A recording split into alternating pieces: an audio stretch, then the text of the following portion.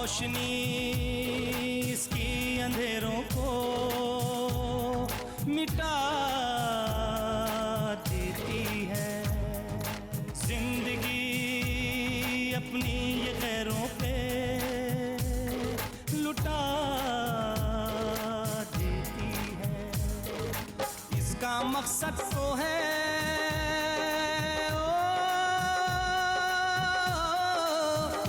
मकसद तो है दुनिया को सजाने के लिए। शम्मा जलती है पिघलती है ज़माने के लिए। शम्मा जलती है पिघलती है ज़माने के लिए। शम्मा जलती है, शम्मा जलती है। बच्चे अक्सर बेवकूफियां करते हैं, उन बेवकूफियों को शह तो नहीं दी जा सकती।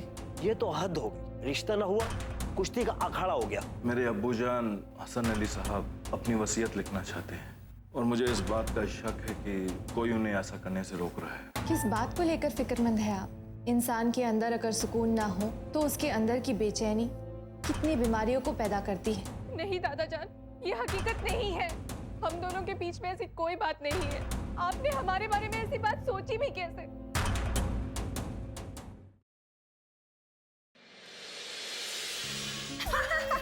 अल्लाह कसम, अल्लाह झूठ ना बुलवाए।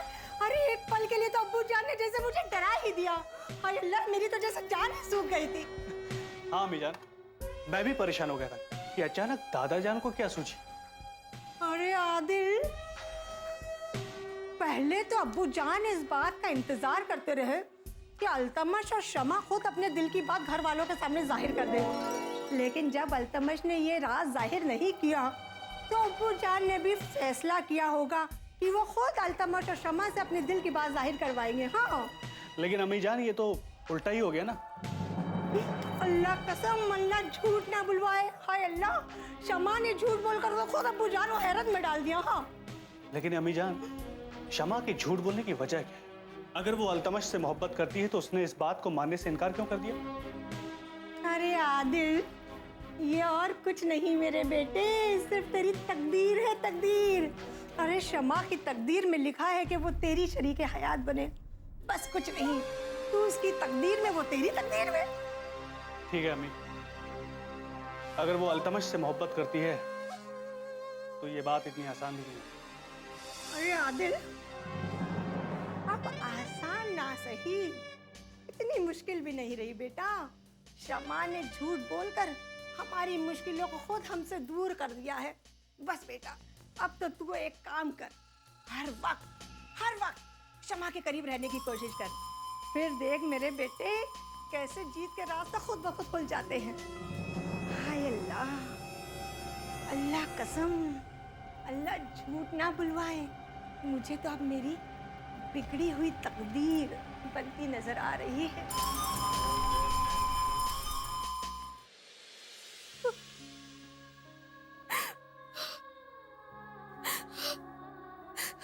ऐसा क्यों किया तुमने शमा? ऐसा क्यों किया? शमा जवाब दो, मैं तुमसे पूछ रहा हूं।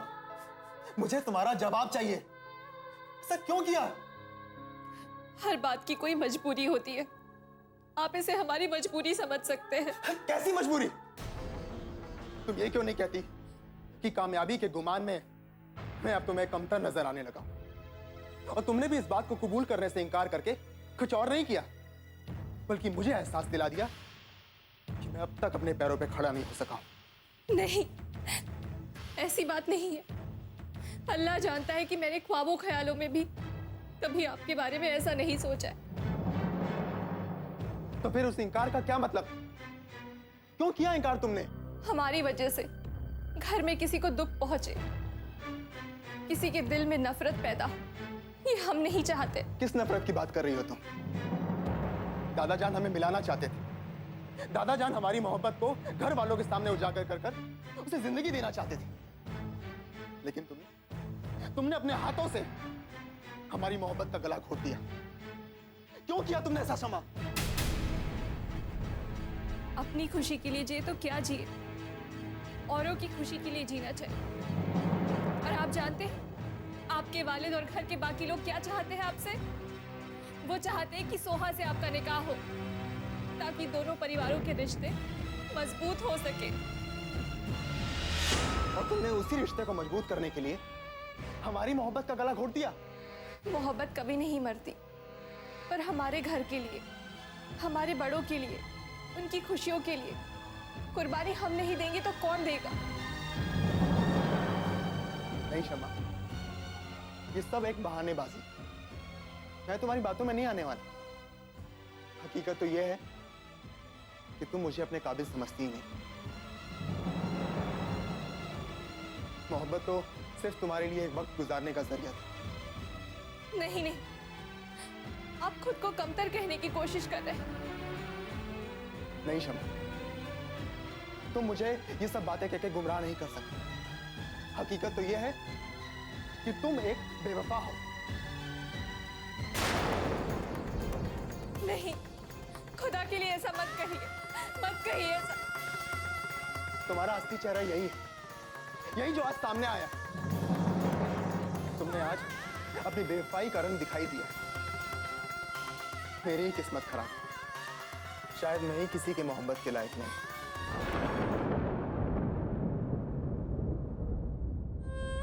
या अल्लाह, ये कैसी बात कह गए आप। हमने तो अपनी जान से भी ज्यादा आपको अजीज रखा, लेकिन हमारे लिए इस चाहत से भी ज्यादा इस खानदान की खुशियां हैं। अगर आपका निकाह सोहा के साथ हो जाए तो जमाल चचा जान के यहाँ से रिश्ते फिर से संवर सकते हैं और आपका करियर भी संवर सकता है। हमने आपकी मोहब्बत के साथ इंसाफ नहीं किया, हमें माफ कर दीजिए। अपनी तकदीर से लड़ना है मुकद्दर इसका, फिर भी दिल रहता है हर बार समुंदर इसका। खुद ही बढ़ती है ये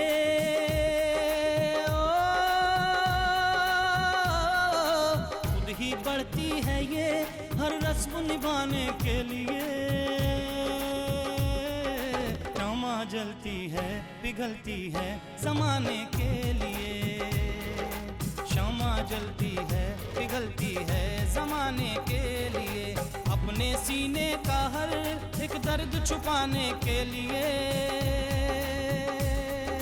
शम्मा जलती है पिघलती है ज़माने के लिए। शम्मा जलती है पिघलती है ज़माने के लिए। शम्मा जलती है, शम्मा जलती है, शम्मा जलती है, शम्मा जलती है। शम्मा जलती है पिघलती है ज़माने के लिए।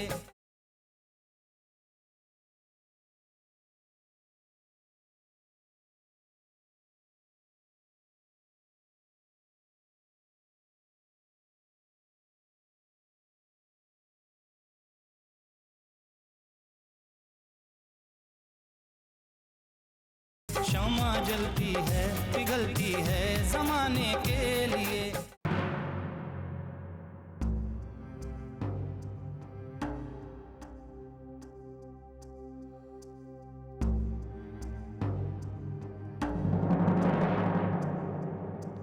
अब्बू, आप परेशान क्यों हो रहे हैं? आपको जिस बात का शक था वो शक तो खुद ही शमा ने दूर कर दिया कि ऐसा कुछ भी नहीं। अकबर, हम हैरान हैं कि हमें इतनी बड़ी गलतफहमी कैसे हो गई और हम अपनी ही इस गलतफहमी पर इस कदर यकीन कर बैठे कि हमने अपने बच्चों को कटहरे में ला खड़ा किया। हम शर्मिंदा हैं, हम शर्मिंदा हैं। नहीं अब्बा जान, ये आप क्या कह रहे हैं? इसमें शर्मिंदा होने की कोई बात नहीं। आपने उनके दिल की बात को सामने लाने की कोशिश की थी। अगर ये बात सच होती तो सामने आ जाती और हमारे लिए अच्छा होता। लेकिन ये भी अच्छा हुआ कि आपके दिल में जो गलतफहमी थी वो दूर हो गई। बस अब हमें किसी भी तरह अल्तमश को सोहा के साथ निकाह करने के लिए राजी कर लेना चाहिए। शमा,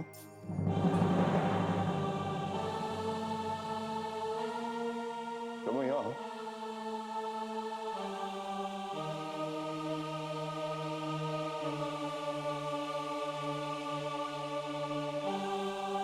न जाने कैसे मैंने अपने दिल में इतनी बड़ी गलतफहमी पाल ली, होंठों की मुस्कुराहट छीन ली। इसकी वजह से मैंने तुम्हारे ऊपर इल्जाम लगाया।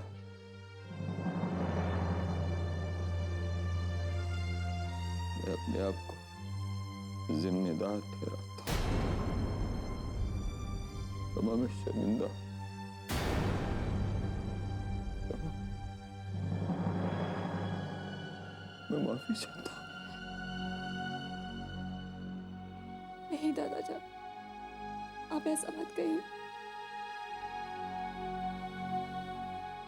ऐसा मत कहिए दादाजान, ऐसा मत कहिए।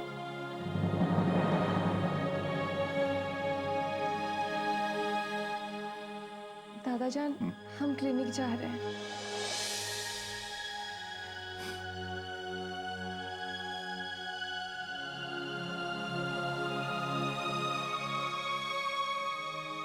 अल्लाह।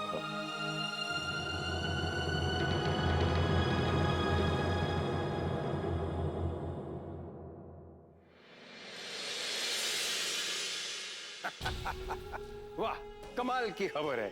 दिल खुश कर दिया तुमने फरहत। मैं तो डरी गई थी भाईजान, अगर अब्बू जान ने अल्तमश और शमा के मोहब्बत के अफसाने सभी घर वालों के सामने ला दिए तो हमारे लिए तो कोई राह ही नहीं रह जाएगी। लेकिन शुक्र है उस अल्लाह का कि शमा ने अब्बू जान के मुंह पर खुद ये कहकर ताले लगा दिए कि वो अल्तमश से प्यार नहीं करती। मैंने दुनिया देखी है फरहत। शमा को मालूम नहीं उसने अपने पैरों पर कितनी बड़ी कुल्हाड़ी मारी है। शमा ने अल्तमश से मोहब्बत की बात से इनकार करके इतनी बड़ी गलती की है कि उसे कभी पछताने का भी मौका नहीं मिलेगा। उसे पछताने का मौका देना भी नहीं है भाईजान। शमा को तो मेरी बहू बनना है, लेकिन उससे पहले सोहा इस घर की बहू बनके तो आ जाए। उन दोनों की मोहब्बत हमारे लिए रुकावट थी, अब वो रुकावट हट गई है।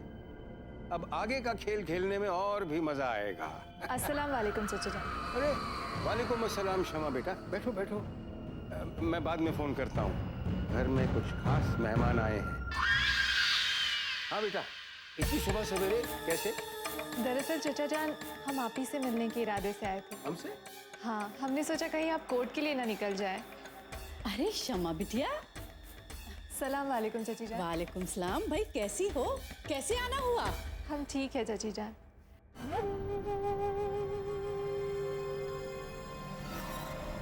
चाचा जान, मैं आपसे ये बात कहने आई थी कि सोहा और अल्तमश के रिश्ते की बात आपको खुद जाकर करनी होगी।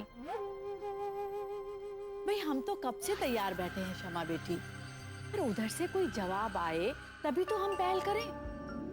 पहल तो आप ही को करनी होगी, ये रिश्ता जरूर होगा। बस आपको थोड़ी कोशिश करनी होगी। ठीक है बेटा, अगर तुम कहती हो कि पहल हमें करनी चाहिए तो पहल हम जरूर करेंगे। हम खुद रिश्ते की बात करने वहां जाएंगे। शुक्रिया चाचा जान। बहू। जी अम्मी जान। अरे भाई देखो शमा बिटिया आई है। अस्सलाम वालेकुम। वालेकुम अस्सलाम। भाई शमा बिटिया के लिए कुछ चाय नाश्ते का इंतजाम करो। शुक्रिया चाची जान।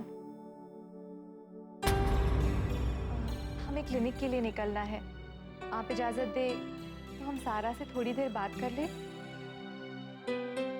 हाँ हाँ क्यों नहीं भाई। सारा बेटा शमा बिटिया को अपने कमरे में ले जाओ।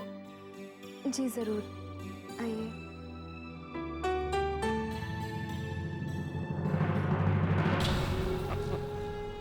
वाह बेगम, क्या पट्टी पढ़ाई है आपने शमा को। कि वो अपनी मोहब्बत सोहा की झोली में डालने आई है। वाह! क्षमा जलती है पिघलती है जमाने के लिए।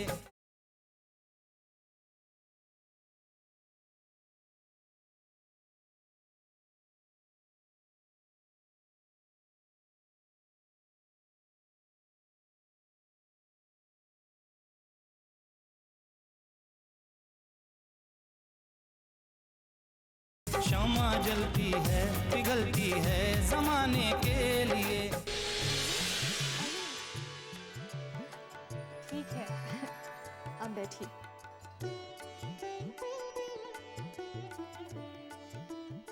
ये भी तो हमारा ही घर है, हमें मेहमान समझकर मेहमान नवाजी करने की कोई ज़रूरत नहीं है। आप कहती हैं आप मेहमान नहीं हैं, मगर कभी आती भी तो नहीं है। जो कभी कभी आए उन्हें मेहमान ही कहते हैं। ये भी ठीक है। आप बैठिए, मैं अभी आई। तकल्लुफ़ करने की कोई ज़रूरत नहीं, हमें क्लिनिक जाना है। हमने बस आपको देखा तो मिलने आ गए। मैं भी कई दिनों से यही सोच रही थी कि आपसे मिलके सलाह ले लूं, मगर मिलने का इत्तेफाक ही नहीं हो पाया। सलाह? हाँ, आपको नहीं पता, 3 साल हो गए हमारी शादी को। अब तो अम्मी जान की नाराजगी मेरे लिए नफरत बनती जा रही है। किस बात की नाराजगी? क्योंकि अब तक मेरी गोद हरी नहीं हुई ना, इसलिए। अब तो ऐसा लगता है कि दिन ब दिन घर में मेरी इज्जत भी कम होती जा रही है। क्या?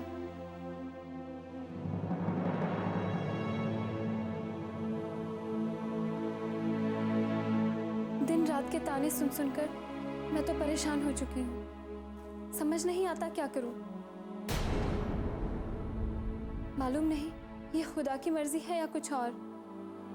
सारा, होता वही है जो खुदा को मंजूर होता है,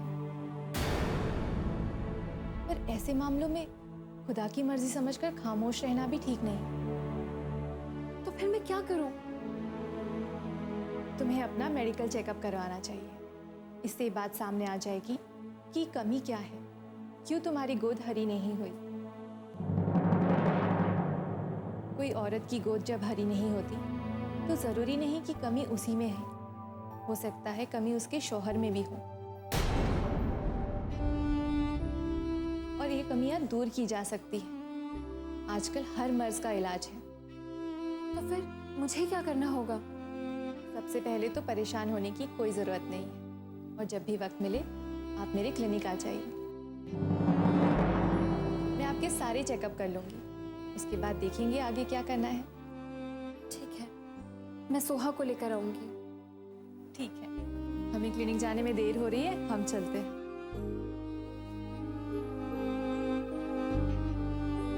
परेशान नहीं होते, सब ठीक हो जाएगा। हिम्मत से काम लो।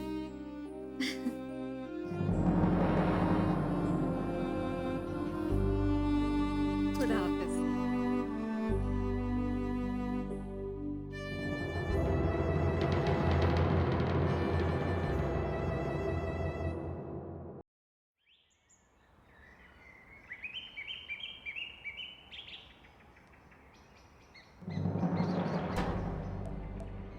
आप यहाँ? हाँ, क्योंकि मुझे पता था कि तुम यहाँ जरूर आओगी। क्या मैं जान सकता हूँ कि तुम यहाँ क्या कहने आई थी? वो तो जमाल चचा से मिलने और सारा की कुछ प्रॉब्लम थी, इसके लिए हम यहाँ आए थे। झूठ बोलती हो तुम यहाँ ये कहने आई थी कि सोहा के निकाह के लिए अब रास्ते साफ हो चुके। जरूर तुम यहाँ यही कहने आई थी, और यहाँ आकर मेरा शक यकीन में बदल चुका है। आप ऐसा क्यों सोचते हैं? इसलिए क्योंकि तुमने जानबूझकर अपनी खुशियों के साथ समझौता किया, अपनी मोहब्बत की कुर्बानी दी, ताकि मेरा निकाह सोहा के साथ हो जाए और फिर से दोनों खानदान के रिश्ते बहाल हो सके।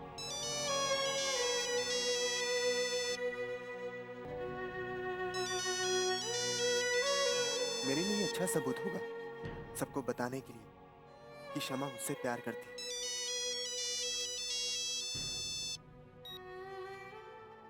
पूरे खानदान के सामने तुमने ये तो कह दिया कि तुम मुझसे मोहब्बत नहीं करती।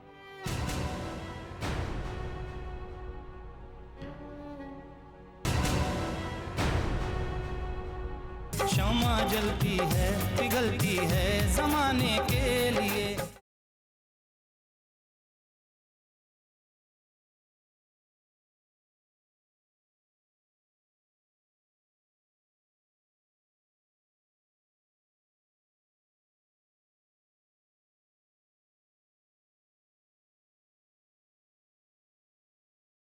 शमा जलती है पिघलती है जमाने के लिए।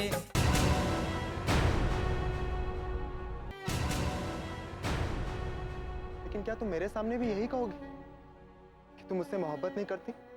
हाँ, हम आपसे मोहब्बत करते हैं, पर जरूरी तो नहीं कि हम चांद की ख्वाहिश करें और हमें चांद मिल जाए, वो आसमान से उतरकर हमारी बाहों में आ जाए। कुछ फैसले तकदीर पर भी छोड़ देने होते हैं। नहीं शमा, ये सिर्फ बहाने, तसल्ली बख्श बातें, कुछ लफ्ज, और इन लफ्जों के जरिए तुम खुद को तो बहला सकती हो, मुझे नहीं। मैं अपनी मोहब्बत को तकदीर समझ के नहीं भुला सकता। तुम्हें ये बात घर वालों के सामने माननी होगी कि तुम मुझसे मोहब्बत करती हो। तुम्हें ये बात कबूल करनी होगी। नहीं, आप हमें मजबूर मत कीजिए, हालात को समझने की कोशिश कीजिए। हमारी मोहब्बत दोनों खानदानों के बीच दुश्मनी की आग में घी का काम करेगी। वो आग और भड़क उठेगी। हमें हालात से समझौता करना ही होगा। खुदा की मर्जी मानकर इसे कबूल करना ही होगा। नहीं शमा, मैं इसे कबूल नहीं कर सकता, हरगिज नहीं कर सकता। मैंने सिर्फ तुमसे मोहब्बत की, और मेरी मोहब्बत कोई बर्फ में लिखी इबारत नहीं है कि बर्फ पिघली और इबारत भी पिघल जाए। मैं तुम्हें भूल नहीं सकता हूँ शमा।